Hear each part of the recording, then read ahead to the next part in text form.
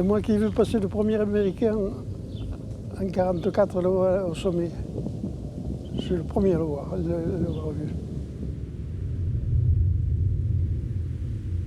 J'ai entendu au moteur, je regardais comme ça. J'ai dit aux collègues qui avaient là, il y a les Allemands qui montent. C'était pas les Allemands, c'était les Américains. J'étais le premier à l'avoir vu.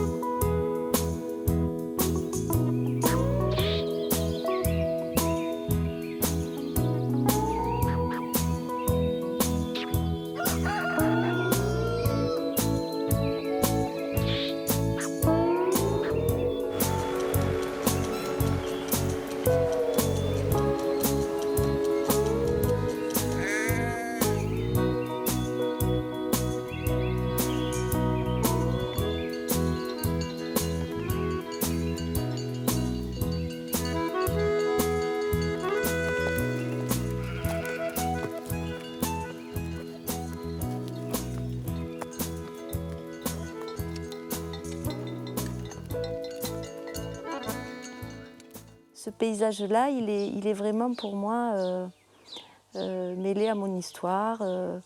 J'y ai grandi, c'est les vignes, c'est le ciel, c'est aussi cette silhouette imposante du Ventoux derrière, qui je crois est très importante. Ah oui, ah oui. Je trouve que c'est, je sais pas, c'est plus de lumière, plus, je sais pas, on peut pas l'expliquer. On peut pas l'expliquer. On peut pas l'expliquer. Il y a des choses dans la vie qu'on aime et on ne sait pas expliquer pourquoi. C'est comme ça. Voilà. Ici, n'importe où que ton regard se porte, quoi, le paysage, il change. Par exemple, si tu regardes vers le nord, bon, tu as une montagne, le Ventoux, qu'on voit d'hyper loin. Si tu regardes au sud, si tu montes au Ventoux et que tu regardes le sud, tu peux voir la mer. De n'importe quel côté que tu tournes, il y a toujours quelque chose à voir, quoi. Et c'est toujours différent.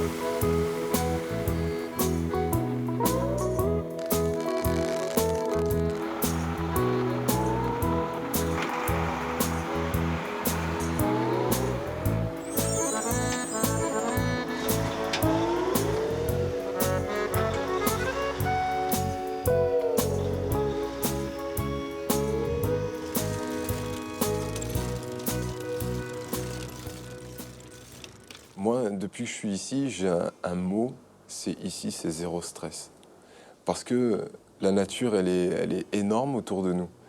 Du coup, ça nous recadre aussi par rapport à notre vie, à notre nature, et c'est complètement apaisant. Là, dernièrement, on était en vacances et on n'a pas ressenti le besoin de partir ailleurs parce que le rythme est tranquille, quoi.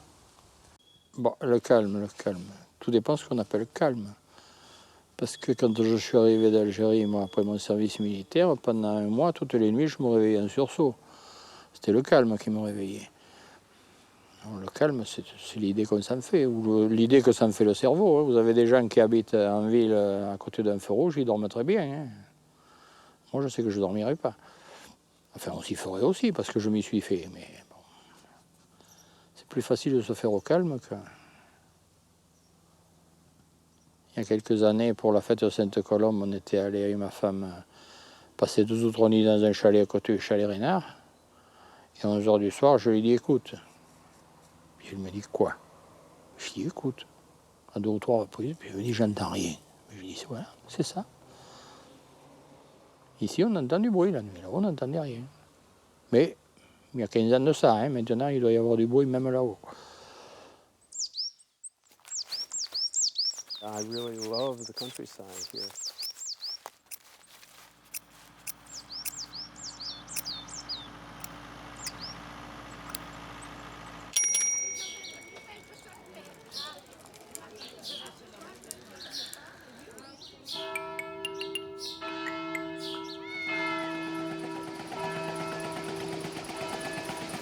glaube, das genießt der Berg, le Ventoux.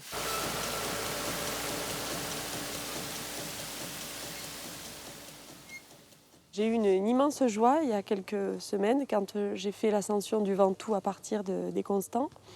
Je suis partie à 6 h du matin avec une amie et quand on est arrivé au sommet, sur les crêtes, il y avait un troupeau de moutons qui paissaient, qui mangeaient la petite herbe vraiment qu'il y avait entre les pierres. J'ai cherché ce qui devait brouter parce qu'il n'y avait pas grand-chose, mais c'était vraiment merveilleux. C'était la récompense quand on est arrivé au sommet de voir le troupeau de moutons qui paissaient là, quoi.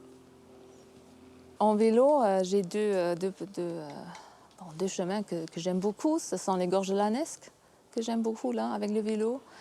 Et aussi la route pour Baume de Venise. En vélo, je trouve que c'est extraordinaire. Ouais. Avec les oliviers et tout ça, j'aime beaucoup. Ouais. De 50 ans, je crois qu'à la cime du Ventoux, j'y suis allée 4 fois. J'aime pas parce que je suis pas bien. Je sais pas. Quand je monte là-haut, j'ai l'impression d'être sur la lune. J'ai mal au cœur, non. Mais c'est drôle, mais c'est comme ça. Alors que j'ai mes enfants, mon mari, que ça, ils adorent le Ventoux. Ça, c'est... J'aime bien me trouver avec mon chien et mon fusil sur les crêtes, moi, dans la caillasse. Oui, on se sent petit, là. On se sent à l'échelle de la nature, vraiment petit. Parce que quand on est tout seul au milieu des cailloux, là-haut, on se rend compte qu'on est vraiment petit. Hein. Et puis là-haut, personne ne nous embête. Et puis là-haut, personne ne nous embête.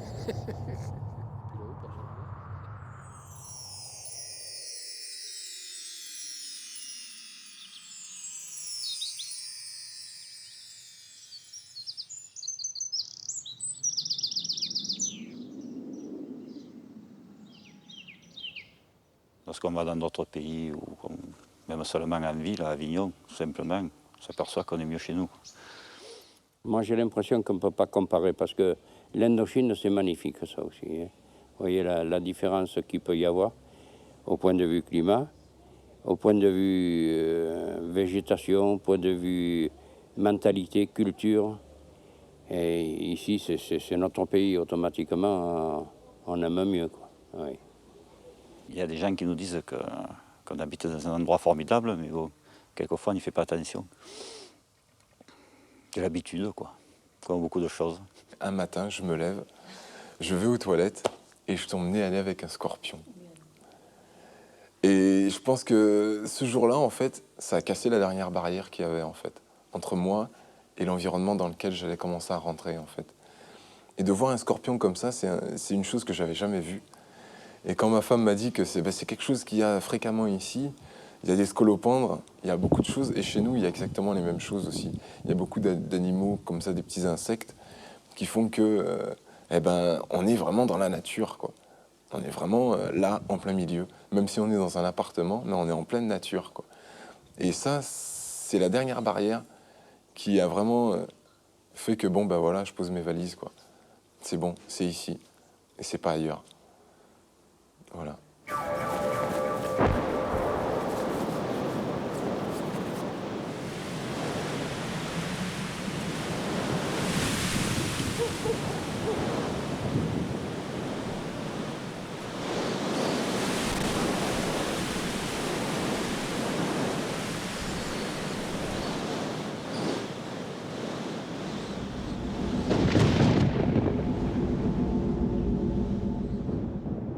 Chaque saison a une beauté douce.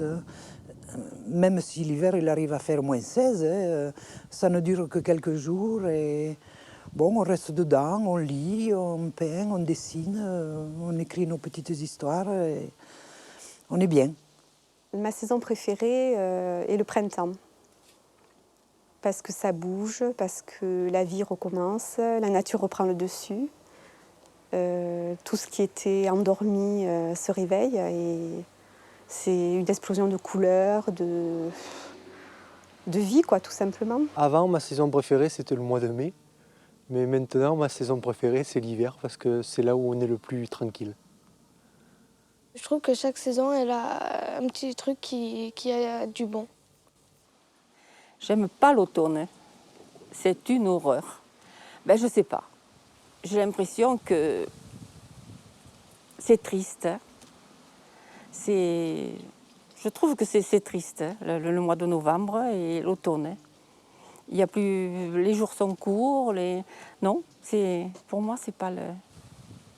J'ai horreur de ça. J'ai horreur de ce mois. Et même horreur. Je m'en irai, je ne sais pas où, pour pas le voir. Oh, les couleurs du Ventoux, là, à l'automne, c'est merveilleux. Le printemps, c'est merveilleux aussi, toutes ces couleurs qui sont. Ça, vraiment, alors. Tous ces cerisiers en fleurs, c'est vraiment splendide. Ça, malheureusement, c'est ça qui est dommage, c'est que le printemps dure peu. Et surtout dans le climat méditerranéen. Nous avons vécu en Bretagne et là pendant des semaines et des semaines. D'ailleurs, on finissait par être fatigué par ce même paysage. On ne voyait pas arriver l'été. Et tandis qu'ici, c'est court, mais justement, tout fleurit, ces iris, les roses, les glycines, les cerisiers. Et il y a en quelque sorte une promesse de jeunesse. Il y a quelque chose qui après, malheureusement, s'éteint. Ma saison préférée, c'est l'hiver parce que il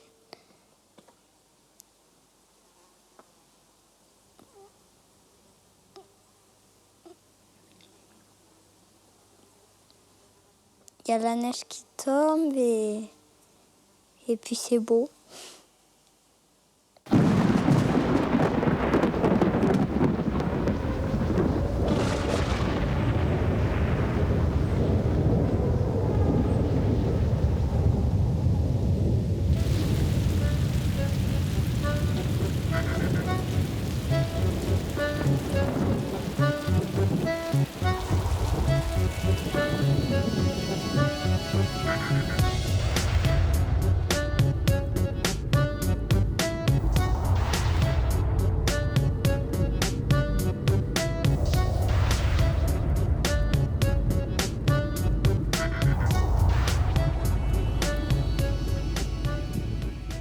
J'aime bien aussi les paysages un peu gris, un peu. J'aime bien la pluie, j'aime bien aussi marcher quand il pleut un peu. J'aime bien marcher quand il fait très chaud aussi. J'aime bien marcher quand il fait froid. J'aime bien ressentir ça, ces sensations-là. Marcher pieds nus dans la terre, c'est quelque chose que j'adore parce que ça me déstresse en fait. Ça me replonge dans d'où je viens, où je vais. Les grandes questions qu'on se pose en fait souvent, quoi. On se sent entouré par quelque chose qui vit. Vous voyez, par exemple, oui, les plantes, le ciel, tout ça est en mouvement. Respire. Respire. Respire. Respire.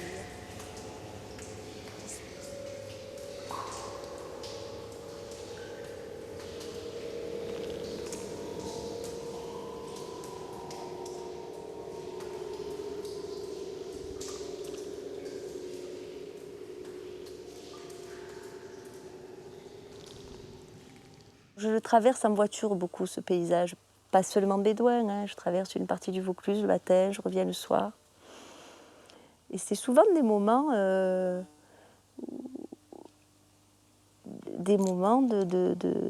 d'introspection importants, des moments de solitude, hein, des moments intéressants, importants. Je les aime bien, hein, ces moments où je suis seule et où je traverse. Et je suis attentive, hein, en plus, à ce paysage autour. J'y suis sensible. Je pense qu'en fait, la nature, ça peut être le support de tes émotions et puis elles peuvent te renvoyer tes émotions. Ça peut te renvoyer tes émotions, quoi. Là, je bafouille. Ça devient...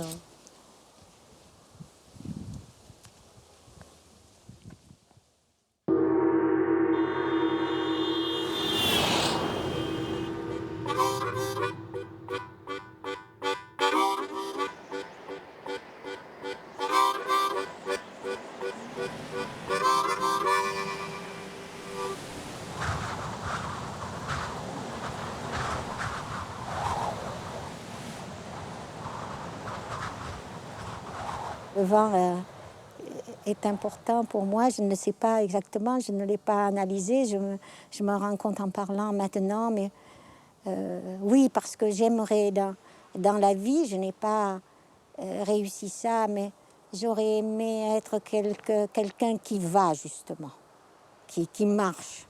Je ne sais pas vers quoi, mais enfin, oui, j'aurais aimé être quelqu'un qui marche vers quelque chose.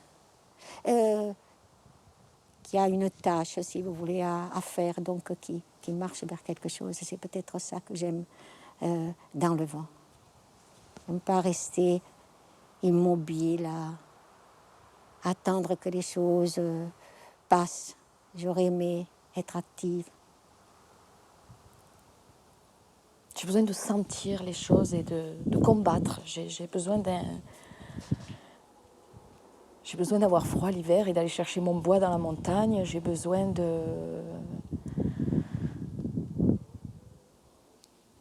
Je sais pas, je ne saurais pas l'expliquer plus que ça, quoi. Je ne saurais pas l'approfondir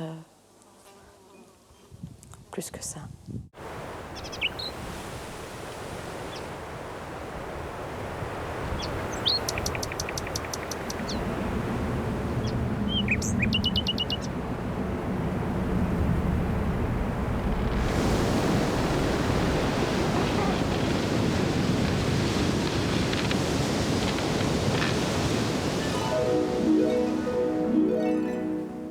Mon enfance ici, c'est les repas de famille.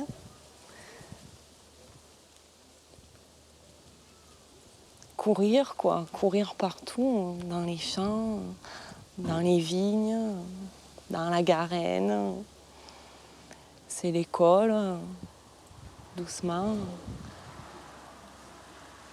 C'était bien, quoi.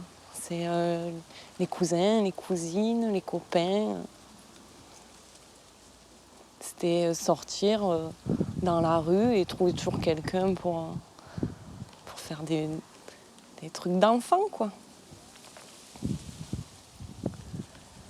Voilà, on jouait, on n'habitait pas très loin de la piscine municipale, donc dès que j'ai su nager toute seule, je pouvais y aller.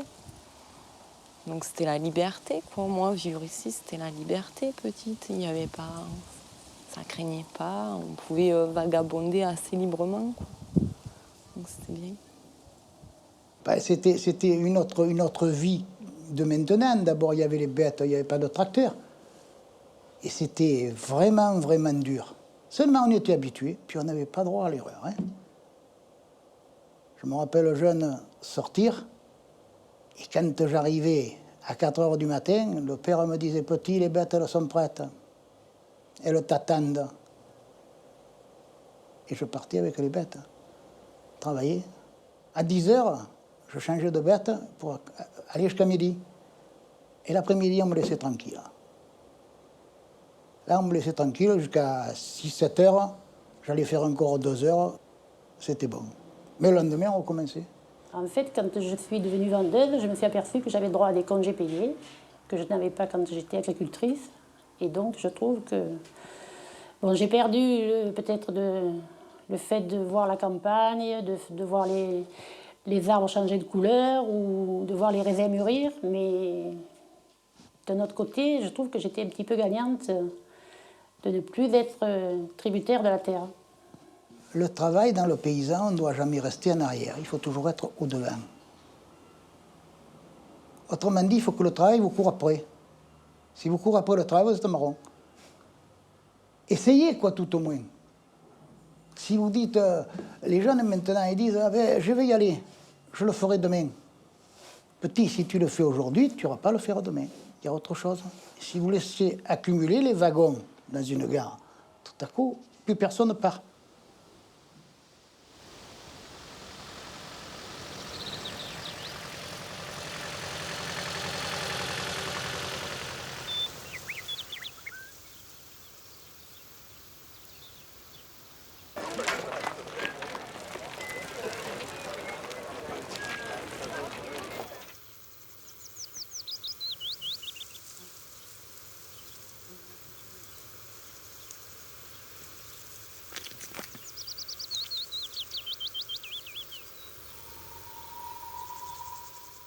On est né ici, mais ça ne veut pas dire qu'on ne regarde pas le paysage. Quand on est plus jeune, on regarde moins. Mais en vieillissant, je ne sais pas si c'est pour la mémoire ou pour si un jour on n'y voyait plus ou pour si un jour... Non, il y a un tas de paysages qu'on regarde tous les jours et qu'on voit changer selon les saisons. Et les paysages, dans toutes les saisons, sont beaux, quoi. Ils diffèrent, mais ils sont beaux. Les arbres sont différents, mais ils sont tous beaux aussi.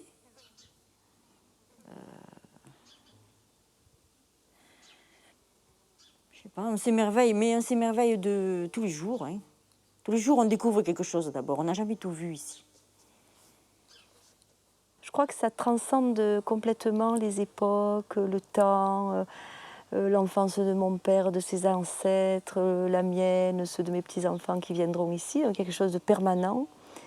Et puis à la fois, il y a quelque chose de complètement éphémère dans ces paysages. Moi, quand je pars bosser le matin, que je traverse un certain nombre de kilomètres avec les vignes un peu partout, les arbres fruitiers, les couleurs qui évoluent tous les jours, des fois j'ai envie de m'arrêter pour saisir un instant. Et cet éphémère-là, il me touche aussi. Et je sens qu'il y a toujours ce paradoxe entre ce côté de l'éphémère et puis voilà, cette permanence, quelque chose qui ne bouge pas. Et ça touche un peu pour moi ça touche à des questions presque spirituelles, ce rapport au paysage, à la vie, à la mort. Quand je le regarde, il y a des moments où ça m'émeut parce que je me dis que j'étais pas née, il était là, je serai morte, il sera là, ce paysage-là. Alors c'est vrai partout, mais ici ça me touche plus sûrement parce que j'y ai mes racines. Ce qui me touche dans ce paysage, c'est qu'il est fabriqué, construit, apprivoisé. La main de l'homme l'a façonné. Tout ce qui est agriculture est un jardin, et même la forêt est une création de l'homme récente. Je n'ai pas cette dimension cosmique. Le naturel, le sauvage ne m'attire pas. Me plaît surtout cette création humaine. Je pense que c'est une notion que j'ai compris tard, étant adulte. C'est un goût qui vient avec l'âge et qu'on peut exprimer d'une façon plus évidente. Même le goutte à goutte à travers les vignes et les cerisiers me convient. On ne passe pas impunément 60 ans quelque part sans en être un peu marqué quand même. Et je suis arrivée triste ici, je suis arrivée contre ma volonté, puisque c'était pour fuir les arrestations des Allemands que je suis venue. Au début, c'était un arrachement parce que j'étais obligée. Je ne serais pas venue volontairement, mais maintenant que j'y suis et que j'y vis, je peux dire qu'il y a au moins 40 ans que maintenant je suis vraiment d'ici. Pendant 20 ans, j'avais envie de partir, j'aurais voulu rentrer à Marseille. Et maintenant, c'est terminé tout ça. Je pourrais y aller à Marseille si je voulais. J'ai mes enfants qui y vivent et j'y vais jamais. C'est que maintenant, j'en ai plus besoin.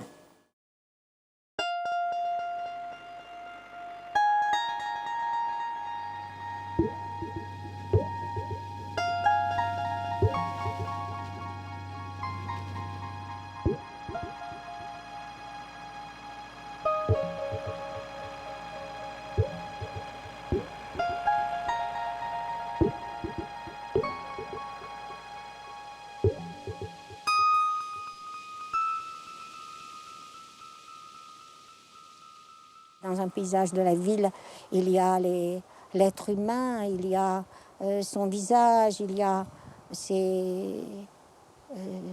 sa parole. Maintenant, parfois, bon, comme je suis toute seule, je vais par exemple au marché de Carpentras le vendredi et j'essaie justement de me dire donc, je ne vais pas penser à mes soucis, je regarde le visage des gens. Vous voyez, je regarde leur expression, je regarde même leur niveau de vie d'après leurs vêtements. Et il y a ça, et puis dans la ville, il y a quand même quelque chose que j'aime, comme malgré tout les musées, les bibliothèques. Parce que j'ai besoin quand même d'échanges. J'aime bien parler à des inconnus. Moi, on me ferait vivre en ville, c'est ma mort certaine. Je ne pourrais pas. J'aime le côté vivant de la ville aussi. J'aime le côté aussi superficiel de la ville, j'ai pas honte de le dire. J'aime bien faire les boutiques aussi, donc je vis avec mon époque, mais c'est sûr que le moment où je suis vraiment fatiguée, où j'ai besoin de rompre la routine, c'est dans la nature que je vais, ça c'est sûr. Si on a quelque chose d'heureux, eh bien tout le village est au courant, alors on va nous poser la question.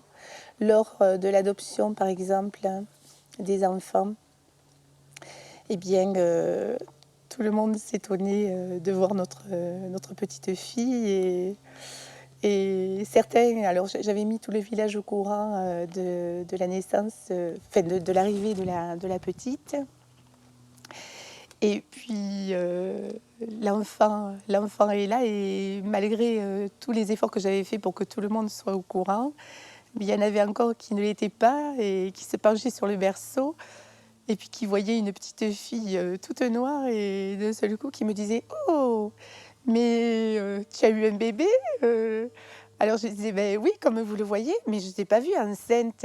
Et ton mari, il va bien ?»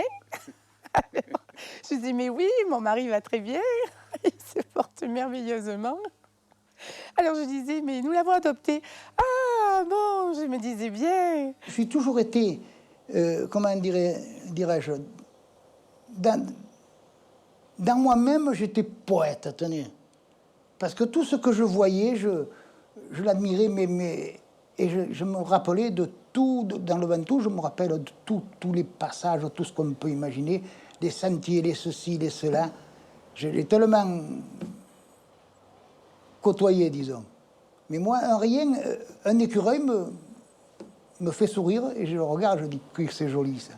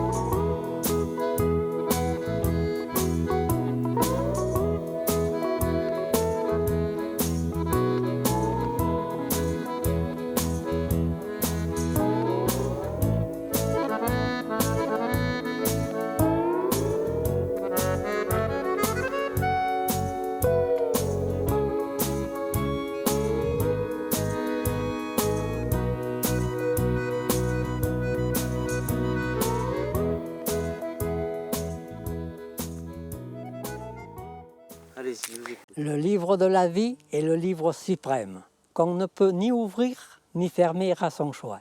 Le passage attachant ne se lit pas deux fois, mais le feuillet fatal se tourne de lui-même.